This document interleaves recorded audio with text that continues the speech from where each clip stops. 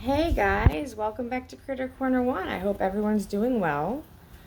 About a month ago, posted a picture on my Instagram called Rescued Feral Cat. Now, what happened is I was in my front porch one day, where I am right now, and I kept hearing meowing. And it kept getting louder and louder and louder. So finally I went outside and I saw this little tortoiseshell cat running around, hissing, very, very feral, very unhappy that I was even looking at her. It took me about 5 hours of feeding her some food and whatnot. Finally, she got close enough to eat out of my hand. After about 20 minutes, I grabbed her, brought her into my front porch. Big issue. I'm gonna flip the corner around I'm gonna flip the camera around really quick so you can kind of get an idea of what happened. So after bringing my cat that I rescued through this door, she ran to that there screen, crawled, screaming, yelling all across my window, my screens, all the way back again, went underneath this one right here, stared at me, hissing, screaming, howling, and proceeded to urinate all over the floor. My husband at that time was, should I say, very nervous, concerned, you're going to get hurt, this cat could be possessed. Never once has this cat ever been in an environment where it was not only safe or around people, but it just was never around anyone who cared enough to try to save it. I tricked it by feeding it, and it fell into my trap and allowed me to eventually touch it. However, I sat out front on my porch with this cat for about 5 hours. I wrapped it in a towel, I hugged it, I loved it, I cuddled it. The next day, it came back. I grabbed it again.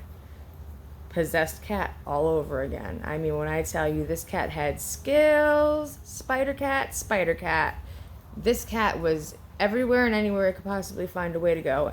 Up, down, did not matter. Got it again, calmed it down.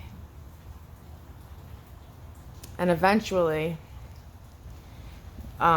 took it in the house. So after I get it in the house, it had to get used to having my cat and my dog, and it had to get used to being in a home setting, which, I mean, for the most part, isn't really hard when there's a lot of love and there's a lot of attention. But every time I'd go to work and come home, it would have to restart over and over again. Every day I would have to remind it that I'm not going to hurt it. I would have to talk to it and tell it that, hey, here I am, I love you, and I named her Natalia. Called her Tally for short. Every day I'd come home from work, about 45 minutes later, she was my best friend again. It took me about a month and a half to 2 months before she was tamed enough. She ate when the other animals ate. She came to me, she came to my husband, she came to my kids. Of course, in the meantime, after I got her calm enough that she would let me touch her and do what I had to do with her, started taking her for short cart rides because guess what? I had to go get her to the vet. Got her to the vet. She was vetted, no microchip, perfectly healthy, a little scared, 100% feral, all the things that go along with it, but she was healthy. So after my 2-month period, I found somebody who adopted her, who I'm still friends with on Facebook, and they tell me that she is perfect. I love to hear a happy story when it comes to things like that, because what I went through in the beginning was not perfect. But the fact that I was not only able to save a feral cat's life, get it to trust me, get it to live in my house amongst other animals with children and a husband, and get it to continuously get used to me every day that I came home from work, every day. get it used to me. And then I had to not only get used to me, but my husband as well, because he works too.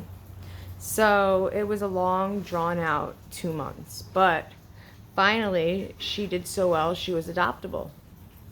And now she's living the life of a queen. She is the only cat in this woman's house.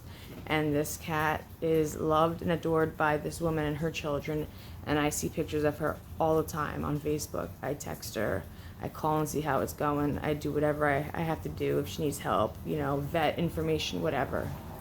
Regardless, I just wanted to catch up because I know I posted that picture on Instagram a while back, and I never really followed through with the story until today. So if anybody hasn't already, please like and subscribe. Always feel free to comment, and you can follow me on Instagram at Critter Corner 1. Thanks, guys. Hope you all have a great day.